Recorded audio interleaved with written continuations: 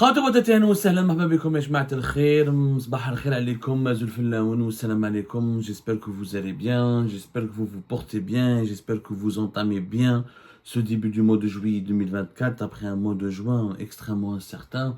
Et l'incertitude va s'aggraver en ce mois de juillet. En Algérie, nous sommes à la veille d'une élection présidentielle anticipée prévue le 7 septembre prochain, dans les enjeux, dans les intérêts, dans le déroulement carrément est toujours lui-même obscur, ni programme, ni idée, ni proposition, personne ne s'intéresse à l'avenir du pays, on entend juste est-ce que Tebboune va faire un deuxième mandat, oui ou pas. Quant à l'avenir de Tebboune est beaucoup plus préoccupe davantage certains de nos compatriotes que l'avenir de l'Algérie elle-même. Tout à l'heure, l'idée c'est pas ça le plus important. Je voulais commencer la journée par une réaction. Alors, j'étais extrêmement étonné par j'ai l'habitude d'être insulté. Franchement, j'en ai vu des vertes et des pas mûres. Franchement, j'ai maintenant une immense expérience. Le dénigrement, l'insulte, l'injure, la violation de la vie privée, la caricature, la diffamation, la méchanceté gratuite, le mépris. J'ai pris l'habitude, ça fait depuis 2019, bien avant même, ça fait 15 ans que je fais ce métier pratiquement. Ça fait 15 ans que je suis habitué aux polémiques, aux attaques, aux débats animés. Et en Algérie, ça ne vole pas très haut. Et je le dis, je le répète, j'en ai vu des vertes et des pas mûres. Le niveau extrêmement bas d'un nombre important de nos compatriotes, notamment des partisans du régime algérien, quand on s'attaque à l'un de ses symboles, à ses dirigeants, à ses intérêts financiers et économiques, à ses manœuvres occultes, à ses manœuvres mafieuses, il faut s'attendre à des campagnes extrêmement violentes de dénigrement, de caricature et d'insultes. Ça, j'ai pris l'habitude. Plus rien ne me choque. Vraiment, plus rien ne me choque. J'en ai tout vu. La sioniste, ça a donné partisan du Mersen, ça a donné traître, c'est pour ma famille, c'est pour mes origines, ils ont tout fait. Ça nous a jamais arrêté, ça nous a jamais empêché de continuer à faire du journalisme, ça nous a jamais empêché d'être efficace, parce que à chaque fois qu'on fait des révélations, à chaque fois qu'on publie des enquêtes, ça fait bouger les choses, ça fait bouger les lignes, ça perturbe, ça inquiète, ça empêche beaucoup de gens de dormir et ça fait réagir. Alors, ce qui m'a étonné cette fois-ci, j'étais vraiment étonné. D'habitude, quand on provoque des réactions effarouchées ou très violentes ou très musclées, quand on touche aux intérêts du clan qui est actuellement aux commandes du pays. Quand je touche au clan Tebboune, je comprends que la presse pro-Tebboune, que les pro-Tebboune, que les armées de Tebboune, que les relais médiatiques du régime algérien, que les relais idéologiques, les relais propagandistes s'attaquent à ma personne, me caricaturent, essaient de me discréditer, essaient de salir mon image. Ça, j'ai pris l'habitude. La dernière fois, on a parlé d'un ami intime à Saïd Bouteflika. L'émission a été faite, vous pouvez d'ailleurs la revoir, l'histoire secrète de cet ami intime de Saïd Bouteflika, qui a pu relancer ses affaires en Algérie. C'est un certain Khalil Amamra. L'émission, elle dure, 21 minutes. Vous pouvez la revoir. Elle a été diffusée de cela 5 jours. Notez comme la date, exactement. C'était donc, il y a de cela 5 jours. Laissez-moi retrouver la date sur notre chaîne YouTube. C'était le 26 juin dernier. Au cours de cette émission, vous nous connaissez notre démarche. Que ce soit ma démarche personnelle ou la démarche de la rédaction d'Algérie Part, on n'est jamais dans l'insulte, on n'est jamais dans l'invective, on n'est jamais dans la caricature, on est dans l'information. Même si quand on procède à des mises en cause, c'est quand on met en cause des personnalités ou des personnages pour des faits de corruption, des faits de scandaleux, des dérives financières ou des dérives de détournement de l'argent, on n'insulte pas. J'ai jamais insulté, j'ai jamais invectivé, je ne touche pas à la vie privée, je ne rabaisse pas la personne, je ne vais pas humilier la personne. Nous avons une déontologie et une éthique. D'ailleurs, vous pouvez la voir cette émission, 21 minutes et 10 secondes. Je vous défie de me trouver une seule insulte.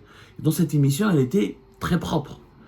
Qu'est-ce qu'on a raconté? On a raconté qu'on a identifié au cours d'une enquête que la plupart des amis intimes de Bouteflika ont quitté le pays, ont fui le pays, comme Amin Djerbou, qui était l'actionnaire, l'associé un homme d'affaires qui était l'associé actionnaire de l'Ulmi, Mourad Ulmi Slovaque, et propriétaire de Slovaque, mais lui, Amin Djerbou était associé avec lui dans d'autres business.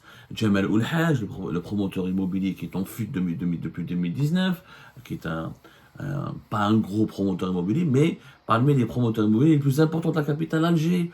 Donc on s'est intéressé à l'entourage de Saïd Bouteflika.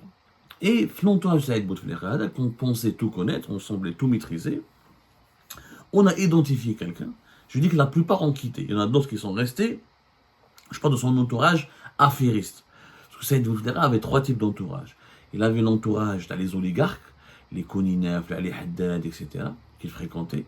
Il y avait des amis à lui qui ne sont pas devenus des oligarques, mais qui les a aidés, accompagnés, ou leur a donné des coups de pouce pour faire des business et des affaires. Ils sont devenus pas des oligarques, c'est-à-dire pas des multimilliardaires. Ils n'ont pas construit des empires, ou ils n'ont pas accumulé des actifs de plusieurs centaines de millions de dollars, ou de l'équivalent de plus de 1 milliard de dollars comme Ali Haddad, les Kouninef et les autres. Mais ce sont des hommes d'affaires d'une classe moyenne qui étaient des amis à lui, sont issus de son entourage personnel et qui ont réussi dans les affaires. Et 3e cercle, les personnes intimes, d'autres personnes intimes qui ne faisaient pas dans les affaires, qui faisaient pas des affaires, qui étaient des anciens copains de la fac, des anciens copains de son parcours du lycée, des amis de son nom, des connaissances à lui, ou qui sont proches de sa famille, des personnes qu'il a pu croiser au cours de son parcours, quand il est parti faire des études à l'étranger, etc. Voilà, les 3 cercles. Quand il y a eu la crise politique de 2019, il y avait une purge.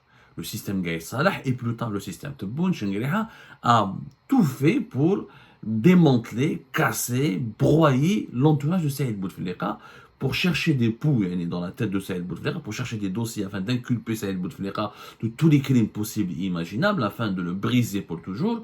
On s'est attaqué à ses proches, que ce soit ceux qui connaissaient, celles et ceux qui connaissaient dans le monde des affaires, ou ceux et celles qu'il connaissait dans le monde, dans ses occupations sociales ou la quotidienne ordinaire. Même dans ses amis qui n'étaient pas liés à lui, qui n'avaient pas d'affaires avec lui, ils étaient interrogés, convoqués, placés sous ZSTN, ou auditionnés, etc. Qui خرجنا في l'enquête, on a identifié اسمه Khalil Amamra. On a parlé de lui et de façon tout à fait respectueuse. Vous pouvez voir l'émission, le 26 juin. On a raconté son parcours, il était un ami à Saïd Bouteflika. Ensuite, grâce à cette amitié de Saïd Bouteflika, il est devenu un important importateur de produits cosmétiques. Mais comme il n'était pas aussi riche que les Kouninef et les Haddad, et qu'il n'était pas très médiatisé, il était très discret. Il faisait des chiffres de 30 à 40 millions de dollars par an. C'est considérable, mais ce n'est pas les 400, 500 millions de dollars que pouvaient faire les Kouninef, les Haddad et les autres. Donc, personne ne s'intéressait à lui. Et on a parlé comment il était en fuite à l'étranger pendant 1 année et demie, de 2019 à 2021 et quelques, et qu'il est rentré. Étrangement, il fait partie de l'un des rares amis de Saïd Bouteflika qui sont rentrés au pays. Et ensuite, ils ont été inculpés. Il a été placé sous contrôle judiciaire. On lui a enlevé son passeport. On a raconté cette histoire. Ben voilà, c'est un importateur de produits cosmétiques depuis Dubaï et qu'il a des biens à l'étranger, notamment ici à Paris, qui s'est associé avec des étrangers pour faire un business toujours dans le produit cosmétique et pas la pharmaceutique. On a raconté comment il était le représentant d'une branche des produits par la pharmaceutique et d'hygiène de Johnson Johnson, un grand laboratoire américain. On a raconté son parcours de la façon la plus respectueuse. À aucun moment, on l'a insulté, ou on l'a diffamé, on n'a raconté que des faits. D'ailleurs, ni lui, ni aucun membre de son entourage n'a démenti les informations qui ont été révélées par Algérie Part. À ma surprise générale, je vois 2-3 jours après, une campagne virulente et violente a été lancée contre ma personne de la part du réseau des lobbies médiatiques ou de lobbyistes qui sont les satellites du clan Tebboune.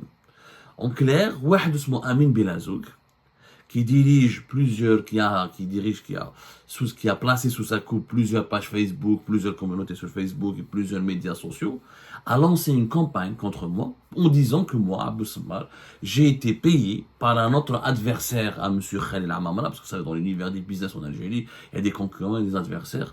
Donc, cette campagne de dénigrement qui m'a visé, qui m'a ciblé, a fait croire que c'est un adversaire à M. Khalil Amamara qui m'a payé, soi-disant, pour que je parle de lui, pour que je dénonce M. Khalil Amamara. Où ils ont construit tout un récit, ils ont donné des chiffres, comme quoi j'ai touché de l'argent, comme quoi je suis un salopard. Bien sûr, je vous épargne les insultes, je suis le diable, je suis le salopard, je suis l'homme le plus ibon de l'histoire de l'Algérie, je suis l'infréquentable, etc. Ça, j'ai l'habitude. Mais ce qui m'a étonné, c'est pas ça les insultes. Parce que là, Amin Bielazouk, dans le j'ai l'habitude qu'il m'insulte à travers, ou sur le plateau de Hayat TV, où il est chroniqueur, ou à travers les réseaux sociaux qu'il dirige. Le plus étonnant, c'est qu'Amin Bielazouk, c'est le bras, c'est le lobbyiste, c'est le bras du lobbying du clan Tebboune. Comment se fait-il que le clan Tebboune vole au secours d'un ami intime de Saïd Bouteflika, alors que Saïd Bouteflika incarne le mal absolu pour Tebboune. Tebboune a toujours voulu, d'ailleurs il a humilié Saïd Bouteflika, c'est sous sa présidence Saïd Bouteflika, il est emprisonné aujourd'hui à Al-Bayid, très très loin de la capitale Alger. Sa femme et son frère sont obligés de parcourir des centaines de kilomètres pour aller le voir le jour des visites. Il est détenu dans des conditions assez inhumaines et humiliantes, alors qu'il était quand même le frère, le conseiller numéro 1 de l'ancien président déchu pendant 20 ans. C'était l'un des personnages les plus forts. C'était l'une des boîtes noires de l'État algérien de 1999 jusqu'en 2019. Il se retrouve à Al-Bayt dans une prison infecte et l'une des prisons les plus éloignées, les plus inhospitalières du pays. Parce que Tebboune, il en a gardé une rancune. C'est Saïd Bouteflika qui a provoqué la chute de Tebboune en 2017 lorsque Tebboune était Premier ministre. C'est Saïd Bouteflika qui a demandé des enquêtes approfondies sur Tebboune et sa famille. C'est en partie pour faire plaisir à Saïd Bouteflika que le général Ghalib Belqsir a mis en prison Al-Harrach, le propre fils de Tebboune, Khaled Tebboune. Rappelez-vous, l'affaire de Kamel Bouchi, le principal suspect de l'affaire de la cocaïne du port d'Oran, c'était en juin 2018, on a été libéré en février 2020, où Saïd Bouteflika, l'histoire, Saïd Bouteflika avait même l'objectif de placer Tebboune en détention, de créer, il a exercé toute sa pression sur à l'époque Taïb Belouh, qui était ministre de la Justice, à l'époque des dernières années du régime de Bouteflika, et il a voulu donc orchestrer une cabale judiciaire et médiatique pour préparer l'emprisonnement. Tebboune allait partir en prison. Entre 2018 et 2019, Tebboune a échappé à la case prison par miracle. Celui qui l'a sauvé, c'est Ahmedou Yahya, qui est intervenu pour raisonner Saïd Bouteflika, pour lui dire ça se fait pas de mettre un premier ministre en prison. C'était un ministre, c'était quand même l'un des fidèles partisans, l'un des fidèles ministres de ton frère, le président Saïd Bouteflika. Ce serait une humiliation pour l'État algérien, ce serait vraiment un scandale qui va dépasser les frontières du pays si on emprisonne un ancien premier ministre. Donc Saïd Bouteflika toute la flamme. Mais Tebboune a gardé un souvenir très amer de cette période. Il a été traumatisé, et lui et sa famille, surtout, que son propre fils, Khaled Tebboune, a été emprisonné. Donc, comment se fait-il que Lyoum Tebboune, ses propres partisans, Amin Bielazouk, volent au secours d'un ami intime de Saïd Bouteflika? L'émission juste on s'est interrogé comment un ami intime à Saïd Bouteflika revient au pays, prend le risque de revenir au pays, il échappe à la prison, il est juste placé sous contrôle judiciaire et on lui a enlevé juste son passeport. Et on s'est posé la question, on s'est dit, il y a certainement des personnes au cœur du clan Tebboune qui l'aident, qui l'assistent et qui essaient de le protéger. Or, Abdelmajid Tebboune n'a jamais voulu, dans son de 2019 à 2024, toutes ces interventions médiatiques et populaires et populistes même, on peut le qualifier, toutes ces interventions publiques diabolisent régulièrement et violemment les membres de la Aïsaba. Pour Tebboune, toute personne qui était amie avec Saïd Bouteflika fait partie de la Aïsaba. Moi, j'ai pas dit que Khalil Amamra fait partie de la Isaba. Je ne dis pas qu'il est un grand corrompu. Je dis juste qu'il est suspecté, soupçonné d'avoir participé ou l'a contribué à l'enrichissement illicite de Saïd Bouteflika et d'avoir blanchi une partie de son argent. C'est pour ça qu'il est sous enquête. D'ailleurs, j'ai pu confirmer au cours de mes investigations qu'il a 2 procédures dans lesquelles il a été inculpé et toujours en relation avec Saïd Bouteflika et ses connexions avec Saïd Bouteflika. Selon certaines sources, dans l'une de ces procédures, il a été blanchi. Dans l'autre procédure, il est toujours placé sous contrôle judiciaire et son passeport lui a été retiré. Il ne peut pas quitter le pays. Donc, mes informations ne sont pas fausses. Personne ne les a démenties. Aucun membre de l'entourage de M. Khalil Amamra, ni Khalil Amamra lui-même ne m'a contacté pour les démentir.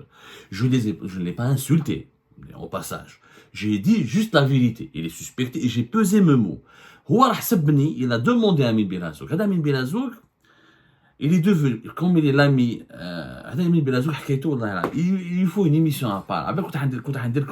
Une émission à part sur lui. Mais, le problème c'est que je connais sa famille. La famille Belazouk, des Kabyles de la wilaya de Borj-Borelej, sont une grande famille. Des gens très intègres.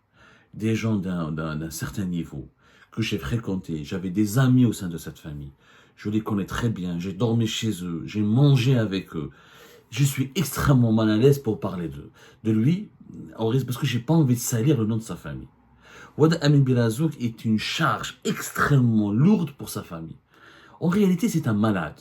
C'est quelqu'un qui n'a rien à voir avec les médias. Il n'a rien à voir. C'est un médecin qui a raté ses études. Il a eu des problèmes familiaux très jeunes. Moi, je l'ai connu extrêmement jeune. Je le connais très bien, Amin Belazouk. Je l'ai connu il y a de cela 15 ans. Parce que quand je dormais chez sa famille, et lui aussi, on s'est croisés, on a fait des soirées ensemble. Je le connais extrêmement bien. Et je connais extrêmement bien son intimité. Moi, parce que je suis un fils de bonne famille. Lui, Mskin, c'est quelqu'un qui a eu un parcours, il a été rejeté par ses parents, il a eu une enfance très difficile, il a grandi entre Alger, le village natal de Borj-Borelej, et puis il a été élevé par son oncle, il a eu des problèmes d'enfance, manque d'amour, manque d'affection. C'est quelqu'un qui n'a pas eu un développement psycho-affectif normal. Il est un peu perturbé. Du coup, le personnage, il s'est créé un personnage. Il voulait devenir à tout prix influent et puissant. Et il a utilisé le nom Amin Belazouk. Il est devenu introduit au sein du système grâce au nom de l'un de ses cousins qui s'appelait Salim Belazouk, qui était à l'époque du DRS de Général Taufer, début des années 2000 jusqu'à le démantèlement jusqu'à la réforme du DRS et le démantèlement du clan de Général Taufer entre 2012 jusqu'à 2015. Il était l'un des responsables de la section de la brigade judiciaire ou de la recherche judiciaire, ou en quelque sorte l'un des responsables de la brigade de ce qui est police judiciaire du DRS au niveau de la caserne Antar. Salim Belazouk, c'est un personnage fort intéressant d'ailleurs, et on dit beaucoup de bien de lui. Moi, les sources que j'ai connues, les personnes qui l'ont connu m'ont dit beaucoup de bien de lui, beaucoup de sympathie de lui. C'était l'un des enquêteurs pour DRS sur l'affaire de son attaque 1 et 2, l'un des enquêteurs sur les dérives et les affaires de corruption de Cheikh Khalil. C'était l'un des enquêteurs attitrés du DRS. Et il était très proche du général Taufer, aucun hakam l'équivalent, j'ai pas le nom précis du service, le service de police judiciaire quelque sorte, le service de recherche et d'investigation judiciaire du DRS. Quand il s'est Amin Belazouk, il a utilisé son nom. C'est pour ça qu'il a beaucoup de contacts. Parce que Yimshib SM son cousin. Or, Salim Belazouk, c'est toujours, il s'est toujours démarqué de Amin Belazouk, ou sa famille. Il a été rappelé à l'ordre à maintes reprises. Il a été corrigé, il a été, mais, Mahboul, Amin Belazouk, il voulait à tout prix, il a raté ses études de médecine, il a essayé de faire des affaires. À un moment donné, il était l'un des partenaires d'Irisat, la société algérienne de Sétif qui fabriquait des produits d'électroménager. Il avait un magasin fait Kouba, ça n'a pas trop marché pour lui. Il a voulu faire de la politique. À l'époque, il était lui-même partisan de Saïd Bouteflika. Amin Belazouk, c'était un partisan attitré du régime de Bouteflika. Il a participé à la campagne du 4e mandat, mais c'était un petit. كان يروح الجوامع في بن عمر والقبة يروح لي موسكي ويبارتيسيبي وينسيتي لي جون à voter pour quatrième mandat etc. من بعد il a voulu faire des affaires ومن بعد il s'est approché des dons Saïd Bouteflika وكي دار الحال كي جات لا كريز دو حراك لا كريز بوليتيك il a tourné le vent il s'est rapproché كان يخدم مع وسيم بوعزة بزاف. Ensuite نحكي لكم حكايته بلوتار نحكي لكم حكايته mais je peux pas tout dire dans une seule parce que franchement là Amin Belazouk c'est un film. La nouvelle Algérie, des gens perturbés comme ça, instables, sont devenus des lobbies. Parce que le problème, c'est qu'après, à partir de 2020-2021, comme l'un des conseillers de Tebboune était son ami intime, le roi Abdellatif Belkhaïm. Abdellatif Belkhaïm, l'ancien journaliste qui est في الجزائرية ou في الجزائر News, Mahmoud El Ayashi, est un ami intime Amin Belazouk. Amin Belazouk Belkhaïm, ils étaient amis et ils faisaient des opérations de lobbying ensemble à l'époque du régime de Bouteflika. Qui طلع بالقايم conseiller de Tebboune, Amin Belazouk qui est devenu a renforcé son amitié avec Belkhaïm. Belkhaïm, comme il s'y connaît pas du tout au lobbying, c'est un personnage un peu fruste, il manque d'élégance, il maîtrise pas les langues étrangères réellement, c'est Amin Belazouk qui a commencé à le parrainer, à lui donner des idées, à le conseiller, à l'accompagner pour Zama épater le président de Majid Tebboune et pour se frayer un chemin au sein dans le service de communication et des relations presse de la présidente de la République. Parce que c'est un chargé de mission auprès du palais présidentiel d'El Mouradia. Des fois, il est chargé de mission. Des fois, il fait le service de communication. Des fois, il travaille avec un secrétaire particulier de Tebboune. Des fois, il travaille avec le protocole. Comme Tebboune lui fait confiance parce que Belkhaïm lors de la traversée du désert de 2017 et qu'il a fait la campagne électorale avec lui en 2019, Tebboune tient à lui. Il tient à ce Belkhaïm parce que c'était quelqu'un que j'ai trouvé dans les moments difficiles de ma vie. C'est noble de la part de Tebboune. Pour moi, Belkhaïm, c'est pas un personnage important. Il est devenu malheureusement important parce qu'il a été manipulé par des lobbyistes, comme Amin Belazouk et d'autres, et il a commencé à exercer une influence malsaine sur le palais présidentiel. Il est devenu un élément très dangereux. Par exemple, Belkhaïm, il utilise sa fonction de conseiller, de chargé de mission à la présidence de la République pour régler ses comptes avec ses anciens concurrents ou les détracteurs dans le milieu du journaliste. C'est lui qui prépare des dossiers, il préfabrique des dossiers, il manipule des dossiers contre des journalistes arabophones ou la francophones. Il demande au président de la République ou à ses conseillers les plus proches du président de faire pression sur la justice et les services de sécurité pour les inculper, pour les accuser, pour les mettre en cause, parce que ces journalistes sont accusés par Belkhaïm, ou le Belkhaïm les présente comme étant des journalistes traîtres, des journalistes qui veulent du mal à Tebboune, qui veulent comploter contre Tebboune, qui veulent nuire à ses intérêts, nuire à sa gouvernance, nuire à son mandat présidentiel, l'empêcher de réformer le pays. C'est qu'il a manipulé Tebboune et son entourage contre un certain nombre de journalistes. C'est pour cette raison que Tebboune a une vision très préjudiciable et très négative de la liberté de la presse et de la contradiction qui peut lui être portée par des journalistes indépendants. Pour Tebboune, à cause de Belkhaïm, Moujma'a les mots ou la Kamal Sidi Saïd, surtout Belkhaïm, parce que Belkhaïm maîtrise beaucoup, il connaît beaucoup plus la presse arabophone que Kamal Sidi Saïd, qui est le directeur général du service de la communication du palais présidentiel d'El Mouradia. C'est Belkhaïm. Tebboune est devenu allergique à toute contradiction, à la liberté de la presse tout court, parce que ses conseillers, son entourage, lui ont inculqué l'idée que tous les journalistes qui essaient de le contredire sont des journalistes qui sont payés par les Aïsaba, par ses adversaires, qui lui veulent du mal, qui veulent le saboter et qui veulent l'empêcher de réussir son mandat présidentiel. C'est pour ça qu'on a eu une série d'emprisonnements, une douzaine de journalistes qui ont été emprisonnés en Algérie quand même, de 2019 jusqu'à 2024. Passons. Donc, Hadab Amin Belazouk, il a proposé ses services au clan Tebboune et il a un certain nombre de journalistes, notamment arabophones, des animateurs de réseaux sociaux, c'est même pas des journalistes, des animateurs des réseaux sociaux. Il a financé, il a obtenu un budget, il gère un budget pour financer un certain nombre de pages Facebook, de comptes TikTok, sur Twitter, sur TikTok, sur Instagram. C'est ce qu'on appelle les médias propagandistes. C'est-à-dire qu'il crée des relais médiatiques propagandistes pour défendre le clan Tebboune, défendre le régime Tebboune, s'attaquer aux représentants de l'opposition algérienne, au visage du Hirak, aux emblèmes du Hirak, tout ce qui dérange, tout ce qui peut nuire aux intérêts du clan Tebboune. Amin Belazouk et ses amis qui travaillent, le clan, l'équipe qui travaille pour lui, se charge de publier des contenus subversifs, négatifs, insultants, injurieux, pour essayer de discréditer auprès de l'opinion publique. Jusque-là, rien d'anormal. Amin Belazouk s'occupait de la gestion des intérêts et de l'image du clan Tebboune sur les réseaux sociaux. Sauf que quand Amin Belazouk, c'est lui qui lance une campagne de dénigrement contre Algérie Part, parce ils ont défendu Khalil Amamra. Ça, c'est anormal. Yani Amin Belazouk ou Jma'tou, ils ont défendu Khalil Amamra, qui est un ami intime de Saïd Bouteflika, alors que Tebboune lui-même cherche à traquer tous les amis de Saïd Bouteflika à travers la planète, même pas à travers le territoire national. C'est incroyable. Donc, là, on se pose des questions. Bien sûr, la réponse, vous avez un début de réponse. Amin Belazouk, quand il a publié ses contenus en m'insultant, en essayant de me discréditer, en essayant de discréditer, décrédibiliser notre enquête, il a bien sûr des intérêts avec Khalil Amamra. Je ne pense pas qu'il a fait ça pour ses beaux yeux. Je pense qu'il y a eu entre eux un deal financier. Celui qui a touché de l'argent, ce serait pas... Parce que moi, on m'accuse de toucher de l'argent quand je fais mes émissions. Si je touchais de l'argent pour chaque émission, je ne serais pas en France. Hein. Je serais en Monaco, la Luxembourg. Je ne serais pas réfugié politique en France. Il ne faut pas être bête. Il faut être con. Mais je sais que le grand public ne croit pas à ces conneries.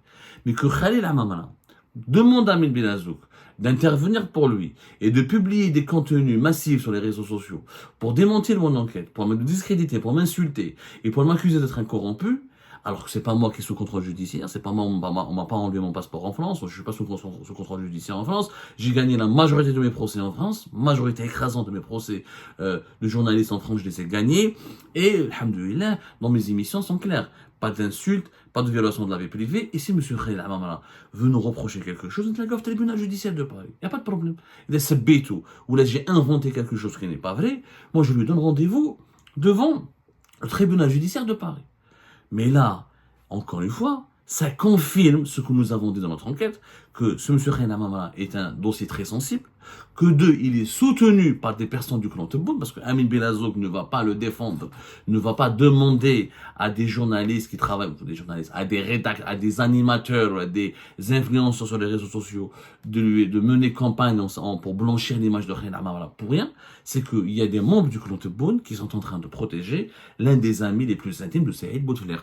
Et là, nous avons devant nous une grosse contradiction dans la réalité, parce que Tebboune parle de rupture avec l'ancien régime, parle de rupture avec la Aïssaba, alors que l'un des proches de cette Aïssaba, l'un des proches de Saïd Bouteflika, qui ont sous enquête en Algérie, est défendu par ses propres relais propagandistes. Je suis désolé, on ne peut plus accorder de crédibilité au discours de Tebboune concernant l'ancien régime, dans ce contexte-là. Et l'enquête sur Khalil Amamra va se poursuivre. Et je vous promets qu'on fera des révélations. Amin Belazouk, on en parlera de lui. Mais franchement, j'ai pas envie, encore une fois, je présente toutes mes excuses à sa famille, qui est une grande famille et qui n'ont rien à voir avec ces pratiques de vauriens. On en reparlera prochainement.